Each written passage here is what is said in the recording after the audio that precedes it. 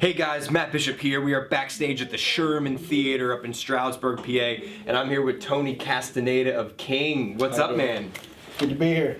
We got our jackets on. It is out there. getting cold, man. These SoCal boys, it's rough up here for you guys. Very. We deal with it, but like I was telling you earlier, after a few shots of whiskey, we'll be all right. Right now we're just...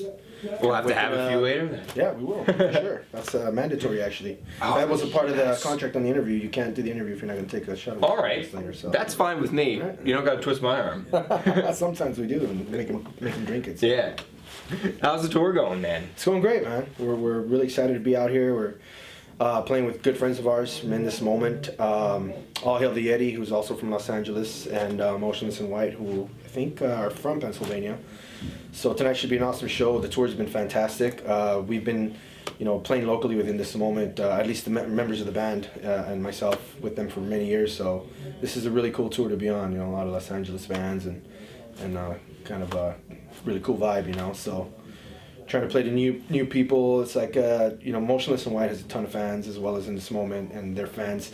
Their genre is still the same genre, but a little bit of a different type of vibe of metal and / hard rock. So it's been a challenge, but it's a challenge that we've accepted gladly, and I think we're doing pretty damn well. So yeah, it's got to be interesting, a little weird, and awesome all at the same time, because it's such an eclectic mix of bands under the rock umbrella. Exactly. So yeah, like I said, it's like you have these kids that are black makeup and just dark, and we're kind of like, man, I don't know how they're gonna feel about us, but at the end of the show, and then sometimes you have the kids that are just crossing their arms the whole show, but by the end of the show, they're putting up their arms and fist pumping and all that crap, and at the end of the show, we kind of see them lingering towards the merch area, kind of like unsure if they want to talk to us, but we kind of like, hey, we befriend them, and we're nice guys. We look scary, but we're nice guys. So we start talking to them, and sure enough, they let us know how they feel about the band, really, and they're just like, hey, you guys made a new fan today. So that for us is like mission accomplished. So that's why we do it. When I talk to a lot of bands nowadays, I feel like rock and roll has really gone back to its grassroots as far as growing your fan base.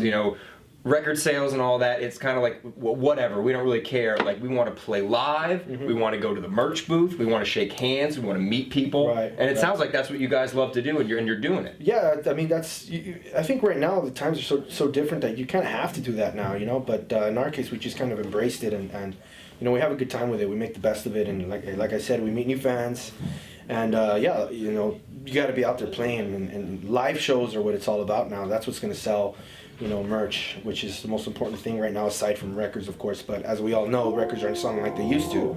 So the live shows are where it's at. People want to go see that live band and interact with them, like you said, and hang out with them at merch and buy their t-shirt and have a beer with them. So we've been having a blast doing it, man. And we hear it all the time on our Facebook and social media. Hey, these guys are cool. They hang out and they stay till it's over. And we continue to do that. We've been doing it since day one, which is, I think we started doing it in 2011. So we've just been doing that nonstop, So it's been great.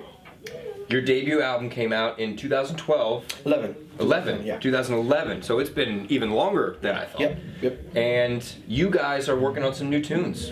Talk to me about the process. You guys are getting done, right? Yeah, we're actually in the mastering process. We literally a few days ago finished up one of the last songs in the mastering process, and we're now working on the artwork and hoping to release it by January, February of 2014. So yeah, man, we're really excited about it, and we've built up a lot of anticipation and people wanting to hear that next album. So like you said, it's been since 2011.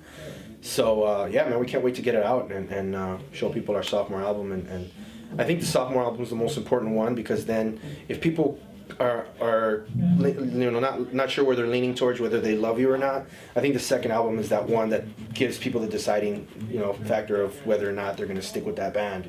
At least in my opinion, I found bands that I love their first album. I'm like, all right, I want to hear the second one, and see if it's good enough as the first one. So we'll see what happens, but we're pretty confident that I think people are going to be pleasantly surprised.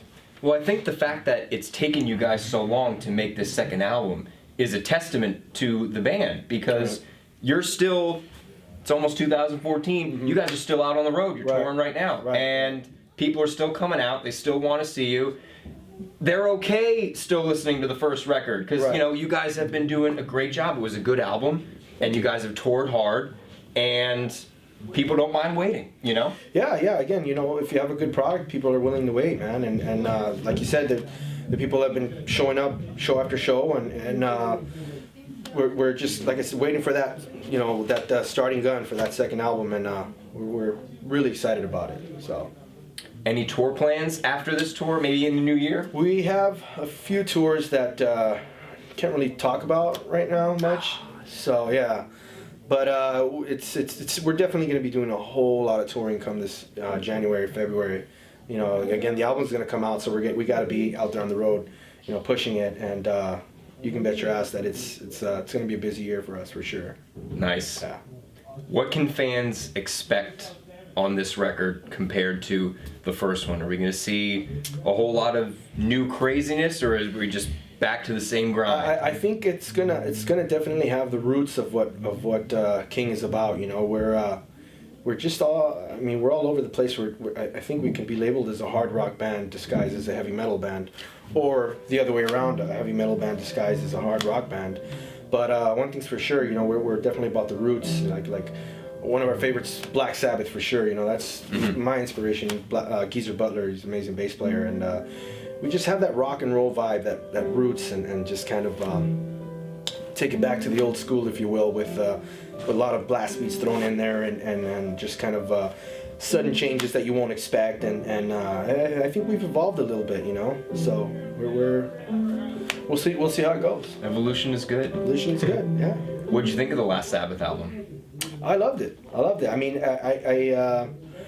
I wish, you know, Bill Ward was a part of it, you know. I think a lot of us do. Right, Yeah. and there's no denying, you know, Geezer Butler and Tony Iommi. I mean, they're just amazing musicians, and they're legends.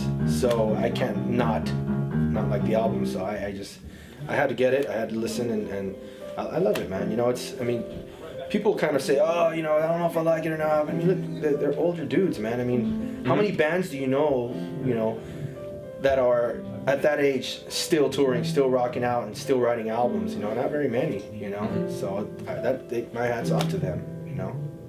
I know nothing in life is guaranteed, but can you promise me that you guys will try your best to still be rocking when you're that age? You know what? If the opportunity is there, and yeah, I don't see why not. I mean, at the way things are right now with the music industry, I think that's what's going to happen, whether we like it or not. You know, and we're having fun with it, man. You know, we're writing music that we love to play, that we love to, you know, be a part of, and it's coming from our heart and soul. You know, it's not something that we're not the type of musicians that write things just to throw out there and see if it sticks. You're doing it for ourselves mainly, and then because you have to love what you do, and I think, you know, and so if you love what you're doing, I think it's going to translate well, you know. So I think you might be seeing, you know, old guys out there still playing, rocking out. Sounds good to me, man. Yeah. I'll be in the audience. I'll be with my cane and everything, there you go. And a bottle of whiskey, brother. Shots of whiskey, exactly. Right on, man. Dude, thank you so much for joining me. I greatly appreciate it. Kyng, ladies and gentlemen, Trampled Sun is out now. Of course, go get a copy if you haven't already. And new music, a late Christmas present coming in January, February-ish. And some big tour plans in the works as well. But for now, catch them on the Hellpop tour with In This Moment and Motionless in White. And you can also find us at kyngband.com. It's KYNG.com. And you can find the whole social media is right there, Twitter, Facebook, all that good stuff. And drop us a line, man. See you guys at the show. Absolutely. Rock on. We're out.